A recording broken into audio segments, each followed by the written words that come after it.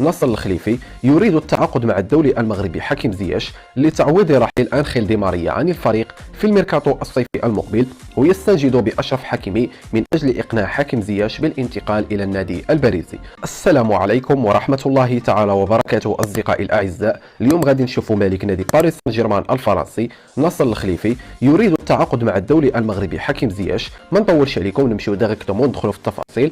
أكدت عدة تقارير إعلامية فرنسية أن ناصر الخليفي مالك نادي باريس سان جيرمان الفرنسي صوب بوصلته على الدولي المغربي حكيم زياش جناح نادي تشيلسي الإنجليزي من أجل التعاقد معه في الميركاتو الصيفي المقبل. وبعد أن اقترب الأرجنتيني أنخيل دي ماريا من الرحيل عن نادي باريس سان جيرمان الفرنسي في سوق الانتقالات الصيفية المقبلة، يرى مالك النادي الباريزي أن أفضل خيار لتعويض الأرجنتيني هو الدولي المغربي حكيم زياش.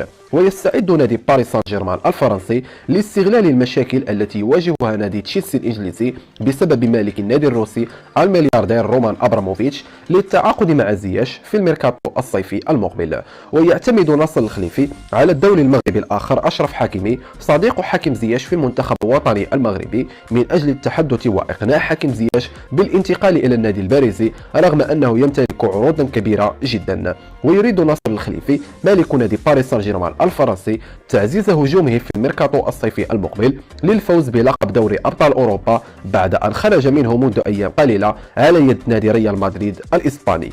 ويذكر أن الدولي المغربي حكيم زياش يمتلك عدة عروض قوية من أكبر الأندية الأوروبية، على رأسهم نادي برشلونة الإسباني ونادي بايرن ميونخ الألماني ونادي يوفنتوس وأي سي ميلان الإيطاليين. الخوت كيف سمعتوا، ناصر الخليفي مالك نادي باريس سان جيرمان الفرنسي يريد التعاقد مع الدولي المغربي حكيم زياش لاعب نادي تشيلسي الإنجليزي في الميركاتو الصيفي المقبل، ويستنجد بأشرف حكيمي من أجل إقناع حكيم زياش بالانضمام إلى النادي الباريزي. ما نطولش عليكم، هادشي اللي كان عندنا في هذا الفيديو. كان معكم أخوكم أمين، تهلاو في راسكم بزاف، صلوا على الرسول، في أمان الله.